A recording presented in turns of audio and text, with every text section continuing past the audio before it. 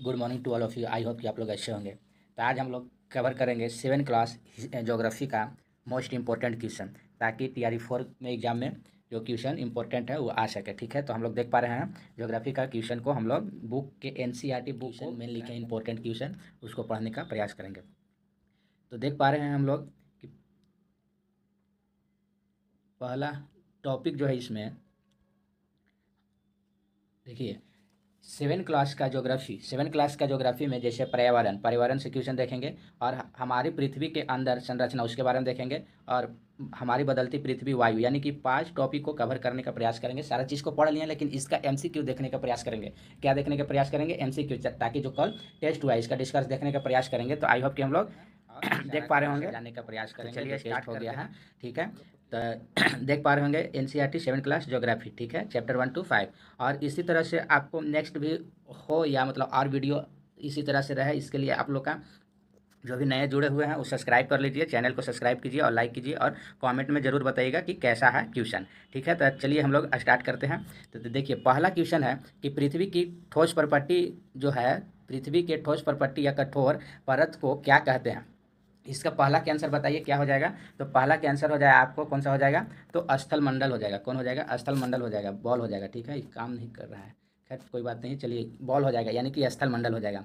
ठीक है, इसके बाद देखिए, इसके बाद क्वेश्चन नंबर 2 देख पा रहे होंगे कि पर्यावरण के प्रमुख कितने घटक हैं? पर्यावरण के प्रमुख कितने घटक हैं?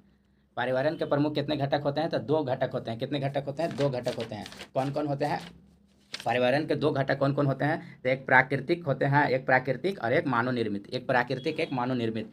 ठीक है, इसके बाद तीसरा क्वेश्चन देख पा रहे होंगे हम लोग। तीसरा क्वेश्चन देखिए कि पृथ्वी के चारों ओर फैली वायु की परत, पहली परत को क्या कहते हैं? पतली परत को क्या कहते हैं? जो पृथ्वी के चारों पट्टी जो फैला हुआ है उसको पतली परत को क्या हम लोग कहते हैं? तो देखिए जयमंडल कहते हैं, स्थल मंडल कहते हैं, जलमंडल कहते हैं। तो नहीं, इनमें से कोई नहीं। आप लोग आंसर बताइए क्या कहते हैं? तो यह वायुमंडल कहते हैं। क्या बोलते हैं? तो वायुमंडल बोलते हैं। ठीक है, बुक में दिया हुआ है, NCERT बुक में लाइन बाई लाइन क्वेश्चन में दिया हुआ है। आइए हम लोग देखते हैं, थोड़ा सा इस साइड भी देखते चलते हैं, दोनों पट्टी का देखते हुए चलते हैं। ठीक है, जैसे कि 12 नंबर क्वेश्चन को बताइएगा कि उच्च ताप एवं दाब के कारण कौन सा सेल कायांत्रिक सेल में परिवर्तित हो जाता है? जब दाब पड़ता है और ताप पड़ता है तो कौन सा सेल है, कौन सा सेल है, मतलब कौन सा चट्टान है जो रूपांतरित ले लेता है, रूपांतरित लेके दूसरा चीज बना देता है? तो ये दोनों चट्टान हो जाएगा। इसका हो जाएगा कैट। इसका क्या हो जाएगा? कैट। 13 नंबर देखिए कि भूपट्टी के नीचे वह स्थान जहां कंपन आरंभ होता है उसको क्या कहते हैं? जिसे भूकंप सबसे पहले जहां पर आरंभ होता है उसको क्या बोलते हैं? तो उद्गम केंद्र बोलते हैं। एप्पल हो जाएगा, ए मारिएगा। ठीक है, क्या होता है? उद्गम केंद्र होता है। 14 नंबर देख पा रहे होंगे आप लोग कि महाद्वीपीय विस्थापन का सिद्धांत किसने दिया था? देखिए महाद्वीपीय विस्थापन के सिद्धांत जो होते हैं ये कौन दिए थे? तो वैगनर साहब ने दिए थे। कौन दिए थे? इसका एप्पल मारिएगा, वैगनर साहब दिए थे। इन्होंने सबसे पहले, जिसे मान लेते हैं कि पहले पूरा जल मंडल सारा चीज था तो एक में बंधा, मतलब एक में सिमटा हुआ था, और यही जो है कि यह अलग अलग भागों में टूट गया है, 2 भागों में टूट गया है, अंगारा लैंड और गोंडवाना लैंड। तो यही जो पूरा पूरा समुद्र क्षेत्र को इन्होंने बोले थे महाद्वीपीय क्षेत्र के, इन्होंने नाम दिए थे पैंजिया और पैथलासा। कौन? वैगनर साहब ने। और फिर आगे चलकर इन लोग 2 पार्ट्स में टूट जाता है, अंगारा लैंड और गोंडवाना लैंड, और सागर जो था तेथी सागर के नाम से जानते थे। तो कौन साहब थे? तो वैगनर साहब थे। आई होप कि आप लोग समझ पा रहे होंगे। चलिए नेक्स्ट देखते हैं हम लोग question number, next 4 question number और आगे देखिए दोनों साइड्स के हम लोग चलते हैं ताकि समय नहीं लगे। ठीक है, 4 नंबर क्वेश्चन देख पा रहे हैं हम लोग कि पर्यावरण किस शब्द से उत्पत्ति होती है? तो पर्यावरण बताइए आप लोग, जल्दी से ऑप्शन को जवाब दीजिए। तो पर्यावरण होता है फ्रेंच शब्द, फ्रेंच शब्द से। ठीक है, यानी कि इसका बॉल हो जाएगा। 5 नंबर है, इनमें से कौन सा प्राकृतिक परितंत्र नहीं है? प्राकृतिक परितंत्र नहीं है, यानी कि जो मानवकृत द्वारा बनाया गया है उसको पूछ रहा है 5 नंबर क्वेश्चन। तो मरुस्थल होगा, मानव द्वारा बनाया जाता है? नहीं। तालाब, तो हाँ तालाब हो जाएगा, यानी कि इसका बॉल आंसर हो जाएगा। ठीक है, 6 नंबर क्वेश्चन को देख पा रहे होंगे कि वह संकीर्ण क्षेत्र जहां स्थल, जल एवं वायु परिस्थिति की क्रिया करता है उसको क्या कहते हैं? देखिए ऐसा मतलब मंडल जो में सारा चीज आ जाता है। फिगर NCERT बुक में देखिएगा तो उसमें फिगर से समझाया गया है। ठीक है, तो वो कौन सा हो जाएगा? इसका आंसर बताइए जल्दी से आप लोग बताइए। तो 6 क्या हो जाएगा? एप्पल, जयमंडल। जयमंडल में सारा चीज आ जाता है। ठीक है, वायुमंडल भी आ जाता है, स्थल मंडल भी आ जाता है, मतलब सारा आ जाता है जयमंडल में। आइए 7 नंबर क्वेश्चन देख पा रहे होंगे हम लोग कि मानव ने अपना कथन है फर्स्ट, मानव अपने पर्यावरण में परिवर्तन करता है? तो हाँ करता है, जिसमें पर्यावरण चेंज होगा मानव अपना रीति रिवाज चेंज कर लेता है। दूसरा, पौधे एवं जीव जंतु एक दूसरे पर आश्रित रहते हैं? हाँ, तो ये भी आश्रित होते हैं, यानी कि इसका दोनों सही हो जाएगा। क्या हो जाएगा? दोनों सही हो जाएगा।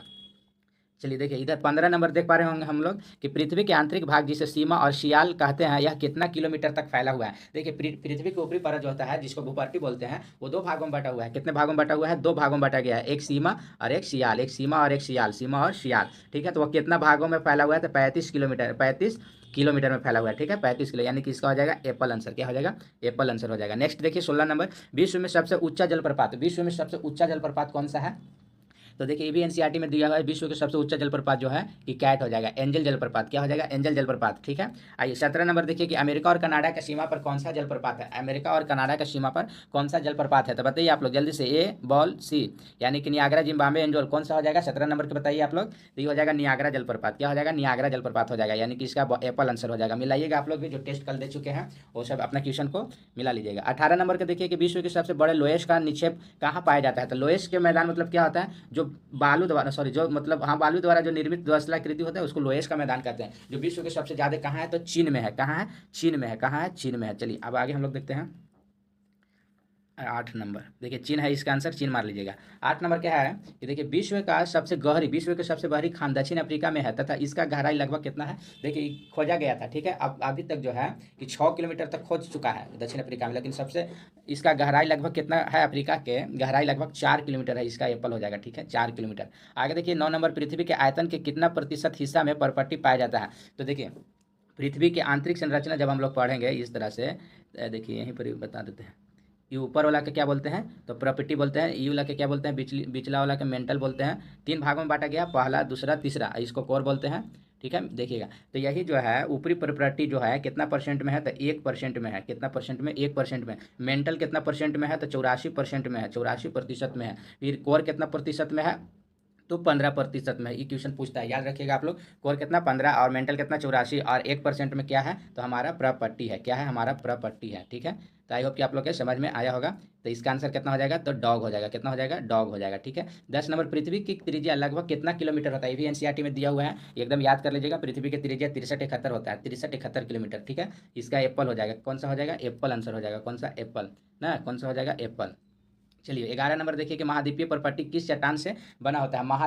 महाद्वीपीय जो प्रपट्टी है वो किस चट्टान से बना हुआ है? तो इस हो जाएगा ग्रेनाइट चट्टान से। कौन सा? महाद्वीपीय प्रपट्टी जो है ग्रेनाइट चट्टान से बना हुआ है। आइए इसका चिन्ह हम लोग मार लेते हैं। 19 नंबर देखिए कि समुद्री तरंग के कारण जो समुद्र के किनारे अवसाद जमा हो जाता है उसको क्या कहते हैं? बताइए आप लोग आंसर को जवाब दीजिए। तो उसको क्या बोलते हैं? तो पुलिन बोलते हैं। पुलिन क्या बोलते हैं? जो समुद्र के किनारे पास जमा हो जाता है उस अवसाद को पुलिन कहते हैं, यानी कि इसका बॉल आंसर हो जाता है। 20 नंबर देख पा रहे होंगे आप लोग, छात्रक सेल पाई जाती है। छात्रक सेल जो है कहाँ पाई जाती है? छात्रक सेल।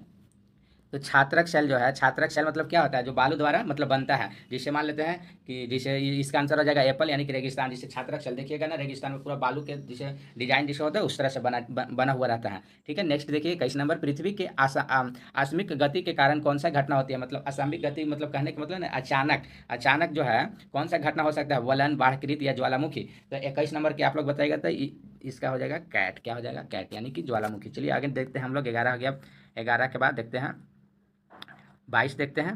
देखिए जो भी सारा क्वेश्चन है एक साइड इससे एन से आ रहा है, एक साइड एन से आ रहा है, इसलिए हम दोनों को लेकर चल रहे हैं। ठीक है, सीरियल बाई आप लोग जो सेट मारे हैं वो लोग मिला लीजिएगा। सीरियल बाई जैसे 22 नंबर क्वेश्चन को मिलाइएगा, एन 35 नंबर क्वेश्चन को मिलाइएगा। ठीक है, हम लोग दोनों साइड से लेकर चल रहे हैं। ठीक है, आइए 22 नंबर है कि पर्यावरण में कौन सा भाग सबसे महत्वपूर्ण है? जो पर्यावरण होता है उसमें सबसे महत्वपूर्ण कौन सा है? तो 22 नंबर के बताइएगा। तो इसमें जैसे देखिए यहाँ पे लगा दिया, ऐसे तो सभी है लेकिन सबसे महत्वपूर्ण बोल देगा तो मानव हो जाएगा। पर्यावरण में कौन सा भाग सबसे महत्वपूर्ण होता है? तो इसका मानव आंसर मारेगा। क्या मारिएगा? मानव। 22 का क्या हो जाएगा? मानव। क्या हो जाएगा? कैट। क्या हो जाएगा? कैट। कहाँ गया? इसका आंसर हो जाएगा कैट। ठीक है, चलिए आइए आगे देखिए हम लोग, निम्न में से कौन सा क्षेत्र ग्लोब के कार्बन सिक के रूप में जाना जाता है? देखिए ये जो है क्वेश्चन पूछा गया था, प्रीवियस ईयर क्वेश्चन है। तो इसका आंसर हो जाएगा, बताइए आप लोग जल्दी से बताइए, आप लोग भी आंसर का जवाब दीजिए। कौन सा हो जाएगा?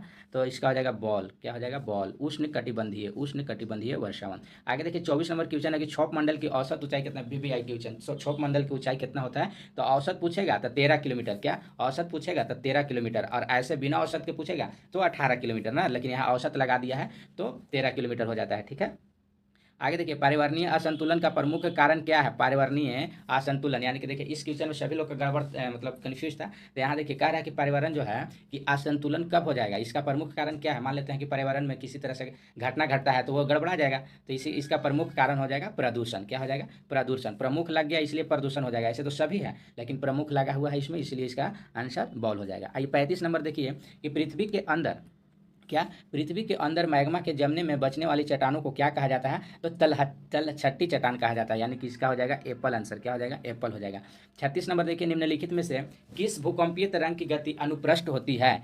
तो इसका 36 के आप लोग बोलिए, आप लोग भी जवाब दीजिए और आप लोग मिलाइएगा भी, यानी कि इसका हो जाएगा डॉग, यानी कि द्वितीय तरंग। 37 नंबर क्वेश्चन को देख पा रहे होंगे आप लोग कि ऊपरी ऊपरी और निचली मेंटल के बीच के असंत को क्या कहते हैं? अब देखिए हम लोग जानते हैं कि जो पृथ्वी की आंतरिक संरचना है उसको 3 भागों में बांटे हैं। कितने भागों में बांटे हैं? 3 भागों में बांटे हैं। कौन कौन? तो प्रॉपर्टी, मेंटल और कोर। प्रॉपर्टी, मेंटल और कोर, ये हो जाता है कोर, ही होता है मेंटल, ही होता है भ्रूपट्टी ना। तो अब इसी को कह रहा है ना कि ऊपरी ऊपरी और निचली मेंटल। अब देखिए मेंटल कौन भाग है? तो ये भाग है, तो इसका ऊपरी मेंटल और निचली मेंटल को हम लोग क्या कहते हैं? तो इसका एक ट्रिक होता है। क्या होता है? ट्रिक होता है। ट्रिक आप लोग याद कर लीजिएगा।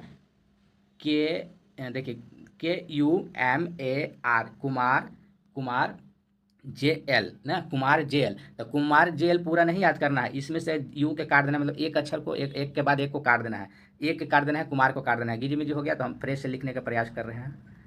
चलिए देखिए फ्रेश से लिखने का प्रयास कर रहे हैं, तो इसको हो जाएगा KU के काट देना है M, A के काट देना है R, कुमार हो गया, और ये हो जाएगा GRL, यानी कि के से हो जाएगा सबसे ऊपरी वाला, जो कि ऊपरी ऊपरी में ऊपरी ऊपरी भूपट्टी को निचली भूपट्टी से अलग करता है, उसको क्या बोलते हैं? तो कोरनाड बोलते हैं। क्या बोलते हैं? कोनोराड। के से हो जाएगा कोनराड बोलते हैं, ठीक है। फिर देखिए ऊपरी भूपट्टी हो गया, और निचली भूपट्टी को ऊपरी मेंटल से कौन सा अलग करता है? तो मोहो करता है। मोहो का मतलब मोहो शॉर्ट में नाम है, और इसको क्या तो बोलते हैं? मोहो, याद करेगा, M से मोहो, ठीक है। इसके बाद जो है कि निचली मेंटल और ऊपरी मेंटल, देखिए जो कि क्वेश्चन है, देखिए ऊपरी और निचली मेंटल को कौन सा करता है? तो आर से क्या होता है? तो रैपिड। क्या होता है? रैपिड। और फिर नीचे चल जाइएगा तो गुटेनबर्ग और लेमन, ऐसे इसको हम डिटेल बताएंगे। खैर हम लोग अभी क्वेश्चन को समझना है। तो देखिए इसका आंसर हो जाएगा कौन सा? रैपिड हो जाएगा, यानी कि 37 का हो जाएगा कैट। क्या हो जाएगा? 37 के हो जाएगा कैट, ठीक है। आगे हम लोग चलते हैं 26 नंबर, चलते हैं 26 नंबर क्वेश्चन में। देखिए कि समताप मंडल की औसत ऊंचाई कितना होता है? समताप मंडल की औसत ऊंचाई जो है 50 किलोमीटर होता है। औसत पूछेगा तो 50 किलोमीटर, और ऐसे डायरेक्ट पूछेगा कि समताप मंडल की ऊंचाई कितना है तो 80 किलोमीटर, औसत जैसे लगा देगा 50 किलोमीटर। 27 नंबर का देखिए, कौन सा झील ज्वालामुखी से निर्मित होती है? तो इसका मारिएगा एप्पल, क्रेटर झील। जैसे कि भारत में हमारा कैसे ज्वालामुखी से हो या उल्कापिंड द्वारा जो निर्मित ज्वालामुखी होता है उसको क्रेटर झील बोलते हैं ना।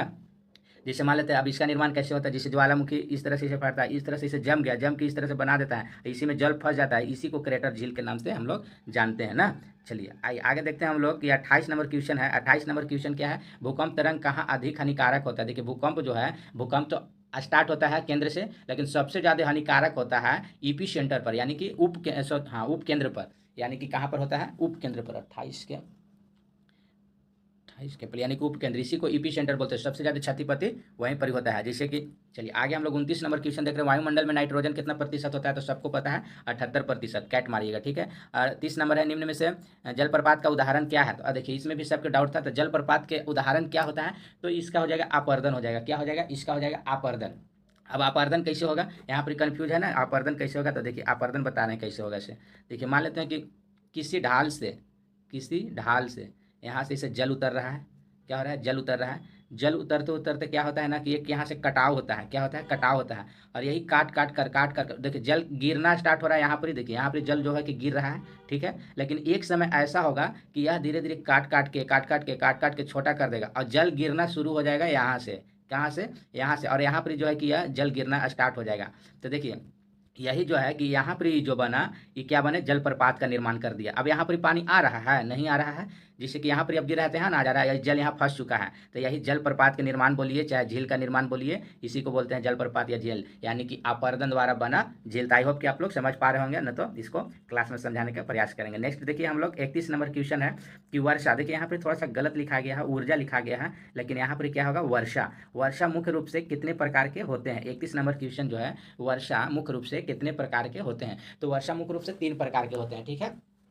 स्थानीय संघीय, चक्रीय और पर्वतीय, ठीक है, मुख होते हैं एनसीईआरटी बुक में दिया। कितने होते हैं? 3 प्रकार के। यहाँ पर आप लोग वर्षा कर लीजिएगा ना, ठीक है। चलिए ठीक है, आई होप कि आप लोग समझ पा रहे होंगे। चलिए 38 नंबर क्वेश्चन को देखने का प्रयास करिएगा कि महासागरीय भूपट्टी किस प्रकार के चट्टान से बना है। तो महासागरीय भूपट्टी जो है हमारा किस चट्टान से बना हुआ है? तो बेसाल्ट चट्टान से बना हुआ है महासागरीय भूपट्टी। अब देखिए महासागरीय भूपट्टी किसको कहते हैं? तो देखिए ये जो नीचे वाला पार्ट होता है, जो भूपट्टी के ऊपरे वाला होता है, जो 5 से 8 किलो में जो है कि सागरीय भूपट्टी होता है। इसके नीचे जो है कि पानी ज्वालामुखी उद्गार होता है। 5 से 8 किलोमीटर तक यहाँ पर जो ये होता है, इसी को बेसाल्ट चट्टान द्वारा ही निर्मित हुआ है, ठीक है।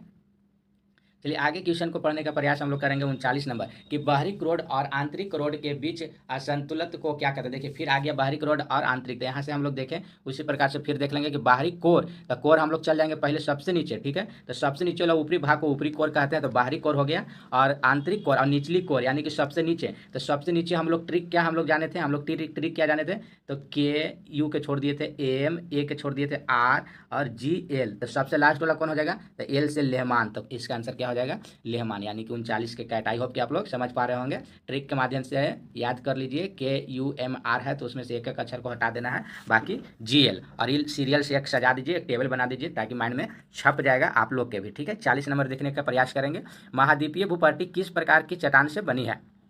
तो महाद्वीपीय भूपट्टी जो है वो किस चट्टान से बनी हुई है? तो देखिए ऊपरी वाला, देखिए 2 भागों में इसको बांटा गया है, पर पट्टी को 2 भागों में बांटा गया है, एगो ऊपरी और एगो निचली। तो निचली महासागरीय आ जाता है जो बेसाल्ट से बना हुआ है, और ऊपरी जो होता है वो किससे? तो ग्रेनाइट से बना होता है। आप लोग आंसर दे पा रहे होंगे ए, इसका क्या हो जाएगा? एप्पल, यानी कि ग्रेनाइट चट्टान, ठीक है। आई होप कि आप लोग समझ पा रहे होंगे। अब देखते हैं हम लोग 41 नंबर और एन से देख लेंगे 32 नंबर ना। तो देखिए 32 नंबर के क्या है क्वेश्चन की वायुमंडल में निम्न परत में कौन सा बादल विहीन। अब देखिए कौन मंडल में बादल नहीं होता है? तो समताप मंडल में, ठीक है। इसका आंसर हो जाएगा बॉल, ठीक ना। आइए 33 नंबर क्वेश्चन देख पा रहे होंगे हम लोग कि 33 नंबर क्या है? तो वायुमंडल की परत को जब हम ऊपर जाते हैं तो दाब क्या होता है? तो घटता है। इसका भी हो जाएगा बॉल। आप लोग बताइए, आप लोग भी टिक आउट करते चलिएगा, ठीक है। इसका हो जाएगा बॉल। और 34 नंबर देख पा रहे होंगे क्वेश्चन, पृथ्वी की सबसे अधिक मोटाई परत कौन सी है? तो देखिए पृथ्वी के सबसे, अब देखिए ये भी कोर नीचे वाला है। देखिए 2 भागों में इसको 3 भागों में बांटा गया है, ऊपरी भूपट्टी, दूसरा मेंटल और तीसरा जो है कि कोर। तो बोल रहा है कि सबसे मोटी, तो सबसे मोटा जो है ना ये मेंटल का भाग है, जो कि कितना 29 किलोमीटर में फैला हुआ है। कितना किलोमीटर में? 29 किलोमीटर में। एमा हमेशा 1300 डिग्री सेल्सियस में आग की ज्वाला खोलते रहता है ना, तो कितना में बटा हुआ है? तो 29 किलोमीटर में। इसीलिए सबसे ज़्यादा किसका हो जाएगा? मेंटल का भाग हो जाएगा ना। किसका हो जाएगा? मेंटल का हो जाएगा। चलिए अब हम लोग देख लेते हैं 41 नंबर क्वेश्चन, इसका मारिएगा बॉल। आइए 41 नंबर क्वेश्चन है, निम्नलिखित में से कोर का औसत घनत्व कितना होता है? अब देखिए ये तीनों का घनत्व होता है, ऊपरी का भी होता है और कोर का पूछ रहा है, मेंटल का भी होता है। तो कोर का घनत्व कितना होता है? तो 11.95 होता है, 11.95 होता है, ठीक है। यानी कि इसका बॉल हो जाएगा, ठीक है, बॉल हो जाएगा ना। चलिए और आगे आएगा तो देख लेंगे हम लोग। आगे नेक्स्ट क्वेश्चन है 42 नंबर कि एस छाया विस्तार किस डिग्री तक होता है? अब देखिए भूकंप से आ गया, भूकंप से क्वेश्चन आ गया। तो भूकंप जोन होता है, देखिए इस तरह से एनसीईआरटी में फिगर दिया हुआ है, ठीक है। यहाँ पर 0 दे दिया गया है, और इस क्षेत्र तक ही जो है ना, आंतरिक तक नहीं जाता है एस छाया क्षेत्र। ये देखिए एन फैल जाता है, एस जो है कि एस तरंग है, क्या है? एस तरंग है। और पी तरंग जो होता है ये पूरा ये सब पार कर देता है, क्या करता है? पार कर देता है, ठीक है। इसीलिए माना जाता है कि पृथ्वी की आंतरिक संरचना कैसे पता चलता है? तो भूकंप के कारण, ठीक है। ये पूरा छेद कर देता है। और ये छाया क्षेत्र जो मुड़ जाता है वो कितना डिग्री तक? तो 105 डिग्री से लेके 105 डिग्री रहता है ना। और ये बीच में जो होता है ई वाला में पी तरंग आ जाता है। पी तरंग पूछेगा तो 105 से लेके 145 तक, ठीक है। लेकिन एस छाया बोल रहा है तो 0 से 105 तक रहता है ना, 105 तक रहता है। यहाँ भी 105 तरफ रहता है। आई होप कि आप लोग के समझ में आया होगा, ना ही तो समझ में नहीं आया तो एक बार क्लास देखने का प्रयास आप लोग करिएगा, भूकंप चैप्टर, या तो फिगर से देखने का प्रयास करिएगा जो कि बुक में दिया हुआ है, ठीक है। तो इसका आंसर क्या हो जाएगा? तो इसका कैट हो जाएगा 105 डिग्री से 105 डिग्री ना, 105 डिग्री से 105 डिग्री। चलिए आइए 43 नंबर क्वेश्चन को देखने का प्रयास करिएगा। कह रहा है कि आंतरिक कोर को मोटाई कितना होता है? अब देखिए आंतरिक कोर जो होता है उसका मोटाई पूछ दिया, जैसे अभी हम लोग पढ़े मेंटल वाला और कोर वाला। तो कोर के बोल रहा है कि कितना मोटाई होता है, मोटा कितना है? तो 63-78। इसका मारिएगा बॉल आंसर, सॉरी एप्पल मारिएगा। इसका आंसर क्या मारिएगा? एप्पल। आइए 44 नंबर देख पा रहे होंगे कि निम्न में से प्रमुख टेक्टोनिक प्लेट का कुल संख्या कितना? अब देखिए हमारा जो प्लेट है, जो भूकंप आता है जो बहुत सारा प्लेट है, लेकिन छोटे छोटे बहुत सारा प्लेट है, लेकिन मेन हम लोग का प्लेट है वो 7 गो प्लेट है। इसका डॉग आंसर हो जाएगा 7 गो है। जैसे यूरेशिया हो जाएगा 7 गो हमारा प्रमुख प्लेट है। यूरेशिया हो जाएगा, यूरोपीय हो जाएगा, प्रशांति हो जाएगा, ये सब जो है ना बड़ा बड़ा 7 गो है। इसका डॉग आंसर मारेगा। 45 नंबर देखिए कि मेंटल को और किस नाम से जाना जाता है। अब देखिए हम लोग कोर पढ़े थे, सॉरी पृथ्वी आंतरिक संरचना, तो मेंटल भाग था तो मेंटल को मेंटल बोलते थे, लेकिन मेंटल को और किस नाम से जाना जाता है तो इसका आंसर हो जाएगा एप्पल, मेसोस्फीयर ना, मेसोस्फीयर। अब देखिए मेंटल की भी औसत ऊंचाई दे दिया। मेंटल की औसत ऊंचाई कितना है, मेंटल के औसत घनत्व कितना है तो 4.4 ग्राम है, 4.4 ग्राम, यानी कि इसका करेक्ट आंसर हो जाएगा। आई होप कि आप लोग समझ पा रहे हैं। इधर से देखिए 55 नंबर क्वेश्चन कि हॉर्स अक्षांश और व्यापारिक, हॉर्स अक्षांश या व्यापारिक अक्षांश कितना डिग्री के बीच में होता है तो 30 degree north, sorry 30 degree north से 35 डिग्री नॉर्थ और 30 डिग्री साउथ से 35 डिग्री साउथ, मतलब दोनों हो जाएगा। इसका आंसर कैट हो जाएगा। ठीक है। 56 नंबर क्वेश्चन है कि पछुआ पवन निम्न में से कितने डिग्री अक्षांश के बीच में चलता है तो 35 डिग्री नॉर्थ से लेके 60 डिग्री नॉर्थ तक और 35 डिग्री साउथ से लेके 60 डिग्री साउथ तक। देखिए ये नहीं समझ में आ रहा होगा आप लोग तो आराम से इस तरह का फिगर एक बनाइए। ये देखिए 0 डिग्री होता है, यहाँ पर 30 डिग्री होता है, फिर 60 डिग्री होता है, फिर इसी तरह से नीचे भी उसी तरह से होता है। और यही क्षेत्र जो बोल रहा है यहाँ पर जो है कि पछुआ पवन चलता है, यही दोनों में न चलेगा, ऊपरी नॉर्थ में भी साउथ में भी। कितना 30 से 60, 30 से 35 से 60 और 35 से 60 ना। आई होप कि आप लोग समझ पा रहे होंगे। देखिए आगे देखिए 57 नंबर क्वेश्चन है कि महासागर की औसत लवणता कितना प्रतिशत होता है तो इससे आपको पता होगा। इसका बॉल हो जाएगा 35 ग्राम प्रति लीटर होता है ना। आगे देख पा रहे होंगे हम लोग 47 नंबर क्वेश्चन। 47 नंबर क्वेश्चन को देखिए तो 47 नंबर क्वेश्चन में क्या है, महासागरीय परपट्टी की मोटाई लगभग कितना। अब देखिए महासागरीय जो हम लोग बताए थे जो कि पानी से भरा हुआ है तो 5 से 8 किलोमीटर, इसका कैट मारिएगा 5 से 8 किलोमीटर। आगे 48 पृथ्वी की आंतरिक परत कौन सा भाग सबसे गर्म होता है। अब देखिए पृथ्वी की आंतरिक संरचना हम लोग पढ़े तो कौन सा भाग सबसे ज़्यादा गर्म होता है, मेंटल होता है कि कोर होता है तो इसका आंसर हो जाएगा कोर, यानी कि इसका कैट हो जाएगा ना। मेंटल में 39 आग के गोला है लेकिन सबसे गर्म माना गया है कोर को ना। ठीक है तो कन्फ्यूज दूर हुआ होगा। चलिए 49 नंबर क्वेश्चन देख पा रहे होंगे कि गल्फ स्ट्रीम कैसा जल धारा है तो ग से गल्फ और ग से गर्म, लॉजिक लगाइएगा। इसका याद करने का कोई एतिये नहीं है, कभी ठंडा कभी गर्म हो जाएगा, इसीलिए ग से गर्म, ग से गल्फ। स्ट्रीम कैसा है तो गर्म। आगे 50 नंबर क्वेश्चन है कि महासागरीय परपट्टी के मुख्य खनिज घटक क्या है। अब देखिए परपट्टी जो होता है जिसे हम लोग पढ़े थे सियाल और सीमा। देखिए पृथ्वी की आंतरिक संरचना में जो परपट्टी होता है इसको 2 भागों में बांटा गया था, एक था सियाल SA और एक सीमा SM। तो सीमा हमेशा नीचे रहता है और सियाल हमेशा ऊपर रहता है ना। तो सीमा हमेशा नीचे रहेगा तो सागरीय भाग यही ना है तो सीमा हो जाएगा। तो सीमा मतलब कौन, सिलिका और मैग्नीशियम ना। इसका आंसर हो जाएगा एप्पल ना, सीमा और मैग्नीशियम। चलिए आगे देखिए कि 51 नंबर क्वेश्चन है कि लद्दाख में बौद्ध मठों को किस नाम से जाना जाता है तो NCERT का क्वेश्चन है। इसको गप्पा बोलते हैं, गप्पा गुप्पा आएगा देख लेंगे।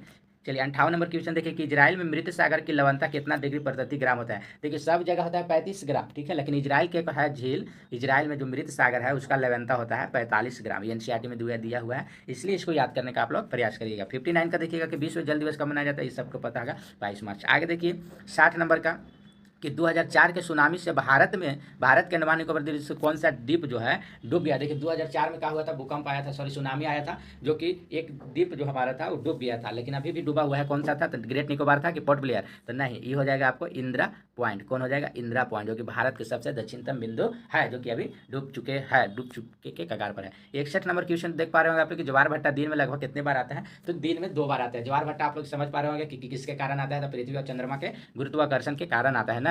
और यह जो है कि दिन में 2 बार आते हैं। देखिए ज्वार भाटा थोड़ा सा आप लोग के बताने का प्रयास कर रहे हैं कि ज्वार भाटा आखिर होता क्या है। तो ज्वार भाटा देखिए ये नदी का देखिए कैसे हो गया भाई, जैसे मान लेते हैं कि इस तरह से पानी को इसे उठना ज्वार कहलाता है, और इसी पानी को नीचे गिरेगा, क्या होगा, नीचे गिरेगा तो नीचे इस तरह से बनाएगा, इसको क्या बोलते हैं, भट्टा बोलते हैं। यह क्रिया हमेशा दिन में 2 बार होता है ना। ज़्यादा जानकारी के लिए क्लास में पढ़िएगा, ठीक है। आगे देखिए हम लोग यहाँ देखते हैं 51 हो गया, देखिए गोपा बोलते हैं लद्दाख में। 51 के बाद हो गया 52 नंबर। देखिए 52 नंबर क्वेश्चन है कि वायुमंडल की सबसे पतली परत कौन होता है तो देखिए सबसे मोटा होता है क्षोभमंडल और सबसे पतला हो जाएगा सबसे उपले वाला बहिर्मंडल। क्या होता है, बहिर्मंडल। 53 नंबर का देखिए कि तापमान मापी यंत्र डिग्री सेल्सियस का आविष्कार कौन किया था। देखिए NCERT में एकदम हूबहू दिया हुआ है कि तापमान जो मापा जाता है डिग्री सेल्सियस का आविष्कार कौन किया था, तो इसका हो जाएगा एप्पल आंसर, एंडर्स सेल्सियस ना। आगे 54 नंबर, पृथ्वी सूर्य की ऊर्जा के लगभग कितना भाग प्राप्त करता है। देखिए ये क्वेश्चन है, कंफ्यूज वाला था, चूंकि एनसीईआरटी में दिया हुआ है, कोस्ट में दिया हुआ है, ठीक है। पृथ्वी सूर्य, जो सूर्य की ऊर्जा पड़ता है हमारे भाग पर, तो लगभग कितना प्रतिशत जो है कि हमारा पृथ्वी यूज कर पाता है। तो 1 अरब भाग, 1 अरबवां के 1 भाग, अगर 1 अरब आएगा तो उसका सिर्फ 1 भाग जो है पृथ्वी इसको ग्रहण करेगा, ठीक है। अब आई होप कि आप लोग समझ पा रहे होंगे। या तो इसको कोस्ट में दिया हुआ है, जाकर एनसीईआरटी बुक निकालिएगा, पेज नंबर 7 में दिया हुआ है, और उसको जो डायग्राम में दिया है उसको पूरा पढ़ जाइएगा, समझ में आ जाएगा, ठीक है। 62 नंबर क्वेश्चन देखने का प्रयास कीजिए कि सबसे ऊंचा ज्वार कब आता है। अब देखिए, ऊंचा एक होता है निम्न ज्वार, एक होता है ऊंचा ज्वार। तो सबसे ऊंचा ज्वार कब आता है? पूर्णिमा के दिन आता है कि अमावस्या के दिन आता है? तो पूर्णिमा और अमावस्या दोनों दिन जो है ना कि सबसे ऊंचा ज्वार आता है, ठीक है। ठीक है ना, यानी कि ऊंचा ज्वार कब आता है? तो पृथ्वी सूर्य चंद्रमा सब एक ही दिशा में जब हो जाता है तो उच्च ज्वार का ये बनता है, उच्च ज्वार आने का संभावना बनता है। ऐसे आप बुक में जाकर देखिएगा, चैप्टर में 8 लगता है कि पेज नंबर 8-9 में है, तो एक फिगर दिया हुआ है उच्च ज्वार निम्न ज्वार के, तो उसको देखने का प्रयास आप लोग करिएगा। 63 नंबर है कि लेब्राडोर जलधारा कैसा है। अरे देखिए, ये सब एकदम याद करने वाला पॉइंट है, इसका कोई लॉजिक नहीं है। लेब्राडोर कैसा जलधारा है? तो ठंडा जलधारा है। हम्बोल्ट जलधारा कैसा है? तो ठंडा जलधारा। ये सब याद करने के लिए चीज़ है, ठीक है। आइए 65 नंबर है कि छात्रक सेल का निर्माण निम्न में से किसके द्वारा अपरदन से होता है? था आइए, इसके पहले हम लोग पढ़ चुके हैं कि छात्रक सेल जो है किसके द्वारा होता है? तो पवनों द्वारा होता है ना। छात्रक सेल किसके द्वारा? पवनों द्वारा होता है। चलिए आगे हम लोग देखने का प्रयास करेंगे। देखिए यहाँ पर है, यहाँ तक हम लोग 7 क्लास का चैप्टर नंबर 1 2 3 4 5 तक के क्वेश्चन है ना। और यहाँ से आप लोग क्या क्वेश्चन चलता है प्रीवियस ईयर, जो कि बीपीएससी टीआरई 1 2 3 में पूछा हुआ है। 9 10 11 12 में जो क्वेश्चन पूछा हुआ है वैसे को पीवाईक्यू लेने का प्रयास किया है, जो कि 10 से 15 क्वेश्चन है, ताकि हम लोग को पता चल सके कि हम लोग किस दिशा में तैयारी कर रहे हैं, ठीक है। तो देखिए 66 नंबर क्वेश्चन है कि राजस्थान के नागौर, बीकानेर, जोधपुर और जैसलमेर राष्ट्रीय स्तर पर किस खनिज का 80% से अधिक उत्पादन करता है? देखिए एकदम क्वेश्चन हूबहू एनसीईआरटी में दिया था, ठीक है। तो ये क्वेश्चन पूछा भी है, 11 12 में पूछा है, ठीक है। तो सबसे ज़्यादा किसका जो है कि 80% से अधिक उत्पादन होता है? जिप्सम के, पोटासियम के, खनिज तेल के, या एक से अधिक? तो सभी का होता है एक से अधिक। इसका मारिएगा डॉग ना, डॉग। आइए 67 का देखिए, भारत में ज्वारीय एक तरंग उत्पन्न के लिए अधिक अनुकूल परिस्थिति कहाँ पाई जाती है? देखिए क्वेश्चन कितना अच्छा पूछा है, जो कि टीआरई 3 के 11 12 में क्वेश्चन पूछा है कि ज्वारीय एवं तरंग उत्पत्ति के लिए अधिक अनुकूल परिस्थिति कहाँ होता है? तो इसका आंसर हो जाएगा आपको 67 का हो जाएगा आपको, यानी कि खंबात के खाड़ी। खंबात के खाड़ी कहाँ पर ही है? तो खंबात के खाड़ी आप जान रहे होंगे कि गुजरात के अमदावाद में वहीं पर ही है खंबात के खाड़ी, ठीक है। चलिए आगे हम लोग देख पा रहे होंगे इस साइड देखिए 74 नंबर कि इनमें से किसने भूगोल को कालानुक्रमित विज्ञान के रूप में परिभाषित किया है? तो इसका आंसर हो जाएगा ए हेटनर। ये भी 11 12 का क्वेश्चन है, जो कि क्वेश्चन पूछा है, ठीक है। 10 को क्वेश्चन हम लोग प्रीवियस ईयर लेने का प्रयास किया, ठीक है। तो इसका आंसर एप्पल हो जाएगा। आगे 75 नंबर क्वेश्चन देख पा रहे होंगे आप लोग, कहता है कि ज्वालामुखी उद्गार का प्रमुख कारण क्या है? जब ज्वालामुखी उत्पन्न होता है उसका प्रमुख कारण क्या है? तो गलनांक कम हो जाने के कारण मैग्मा की उत्पत्ति होता है। तो हाँ सही बात है। दूसरा बॉल में है कि भूमिगत जल के गर्म होने के कारण, ये भी ठीक है। प्लूटो टेक्टोनिक, इससे भी हो जाएगा, यानी कि 75 का डॉग मारिएगा। क्या मारिएगा? 75 का डॉग मारिएगा ना। आइए हम लोग देख पा रहे होंगे 68। देखिए ये क्वेश्चन नया था, जो कि समझ से बाहर था, लेकिन आज से आप लोग भी समझ जाइएगा। कटनी 60, ये देखिए टीआरई 3 के 6 to 8 में क्वेश्चन पूछा हुआ है। कटनी में उत्पादित प्रमुख खनिज कौन सा है? तो अब्रक, मैग्नीज, बॉक्साइड, सभी। तो कटनी एक प्रकार के क्या है ना कि एक प्रकार के खनिज है, ठीक है। एक प्रकार के खनिज पदार्थ है, ठीक है। जो कि पूछ रहा है कि कटनी में उत्पादित प्रमुख खनिज कौन सा था? कौन खनिज के लिए कटनी प्रसिद्ध है? तो बॉक्साइड और चूना पत्थर के लिए। किसके लिए? बॉक्साइड और चूना पत्थर के लिए, इसलिए इसका आंसर कैट हो जाएगा। 69 के क्वेश्चन देखिए कि रेड हॉल खनन भारत के किस राज्य में किया जाता है? तो रेड हॉल जानवे करते हैं मेघालय में, ठीक है। कैट मारिएगा। 70 का रूस और ऑस्ट्रेलिया में लॉ एक्स खनन से जुड़े पर्यावरणीय प्रभाव क्या है? जल प्रदूषण, मिट्टी का कटाव, वनों का कटाव, एक से अधिक। तो इसका हो जाएगा डॉग, एक से अधिक, ठीक है। 70 का हो जाएगा, 70 का है डॉग, यानी कि एक से अधिक। आइए इस साइड देख लेते हैं 71 में, निम्न में से कौन सा नवीनकरणीय संसाधन का उदाहरण है? देखिए नवीनकरणीय दो प्रकार के संसाधन होता है, नवीनकरणीय और अनवीनकरणीय। नवीनकरणीय के मतलब कभी खत्म नहीं होगा, और अनवीनकरणीय के मतलब एक समय ऐसा आएगा जो खत्म हो जाएगा, ठीक है। तो नवीनकरणीय जो खत्म नहीं होगा, तो जैसे मिट्टी की उर्वरकता, तो मिट्टी की उर्वरकता जो है कि खत्म होगा, इसमें डाउट है। वन्यजीव होगा, तो इमें भी डाउट है, लेकिन इसका आंसर सभी दिया हुआ है। क्वेश्चन पूछा हुआ है तो इसका आंसर एक से अधिक दिया हुआ है। वन इसमें वन भी हो जाएगा और वन जीव हो जाएगा। मिट्टी की उर्वरकता नहीं होगा, वो कभी खत्म हो सकता है, जो कि आज पंजाब वगैरह में समय खत्म हो गया है, लेकिन इसका आंसर बी और सी होगा, इसलिए एक से अधिक हो जाएगा, ठीक है। तो आई होप कि आप लोग समझ पा रहे होंगे। आइए देख लेते हैं 4 5 क्वेश्चन और है। देखिए 71 नंबर क्वेश्चन है कि संयुक्त राज्य अमेरिका के किस राज्य में मैग्नीज खनन महत्वपूर्ण है। अब देखिए संयुक्त राज्य अमेरिका है, उसमें मैग्नीज सबसे ज़्यादा अधिक खनन होता है, तो कहाँ पर ही होता है, तो इसमें अल्टर नाम दिया था, लेकिन हूबहू ही क्वेश्चन पूछा था, यही क्वेश्चन था। इसका आयोग ने नोट माना है, क्या माना है, एक एलिफेंट ना, यानी कि इसका आंसर नहीं दिया था। आप लोग आंसर ढूंढने का प्रयास करिएगा। आइए 72 नंबर क्वेश्चन, निम्न में कौन सा प्रमुख जैव ऊर्जा चक्र नहीं है। जैव ऊर्जा चक्र कौन सा नहीं है, तो इसमें हो जाएगा एप्पल। ऑक्सीजन जो है कि जैव ऊर्जा चक्र नहीं है। 73 नंबर क्वेश्चन देख पा रहे होंगे कि कौन सा अपरास्थितिकी चक्र सीधे सूर्य के प्रकाश से संचालित होता है। नाइट्रोजन, फास्फोरस और सल्फर, यानी कि सभी हो जाएगा। ठीक है, यही 11-12 का क्वेश्चन है। TRE3 में ज्योग्राफी 11-12 का एक क्वेश्चन है ना। आइए 77 नंबर क्वेश्चन देख पा रहे होंगे हम लोग कि जीवाश्म, क्या जीवाश्म के आधार पर मानव की उत्पत्ति कौन सा है। देखिए अब जीवाश्म के आधार पर मानव की उत्पत्ति कहाँ से हुआ, ये भी 11-12 का प्रीवियस ईयर क्वेश्चन है। TRE3 का, इसका हो जाएगा एप्पल, अफ्रीका के रिफ्ट घाटी से ना, अफ्रीका के रिफ्ट घाटी से। 78 नंबर देख पा रहे होंगे कि पृथ्वी के आकस्मिक, देखिए पीछे भी हम लोग देख चुके थे, आकस्मिक गतियों के कारण कौन घटना होता है, तब भूकंप हो जाएगा, ज्वालामुखी हो जाएगा, एप्पल, भूकंप भी होता है। 79 चाप झील कहाँ पाई जाती है। देखिए अब चाप झील कहाँ पाई जाती है, तो चाप झील जाहिर से बात है नदी घाटी में पाया जाता है। कहाँ पाया जाता है, नदी घाटी में, बॉल हो जाएगा। आइए 80 नंबर देखिए, कौन सी समुद्री तरंग के विशेष नहीं है। तो देखिए कौन सा समुद्र तरंग की विशेषता नहीं है, कौन सा विशेषता नहीं है, तो 80 नंबर के हो जाएगा आपको सैल, समुद्री का विशेषता नहीं है। आई होप कि आप लोग 80 क्वेश्चन को देख लिए, जो कि 1 से लेकर 5 चैप्टर तक जो भी था इंपॉर्टेंट क्वेश्चन था, तो आप लोग देखने के प्रयास किए। चाहे जो भी मतलब कल का टेस्ट दिए होंगे इसे मिला लीजिएगा। जहाँ पर भी डाउट होगा कमेंट में जरूर कमेंट कीजिएगा कि क्वेश्चन में डाउट है, और आप लोग सब्सक्राइब जरूर कर लीजिएगा, ताकि नेक्स्ट वीडियो आए तो आपके पास चला जाए। ठीक है, सब्सक्राइब करना होगा आपको, लाइक करना होगा, और कॉमेंट में ज़रूर लिखिएगा कि हाँ एक क्वेश्चन कैसा रहा, कैसा क्वेश्चन है, ताकि और इसी तरह से हम बनाने का प्रयास करें और आप सभी के बीच में पहुंचाने का प्रयास करें। तो आई होप कि आप लोग बना लेंगे। तो चलिए ठीक है, धन्यवाद।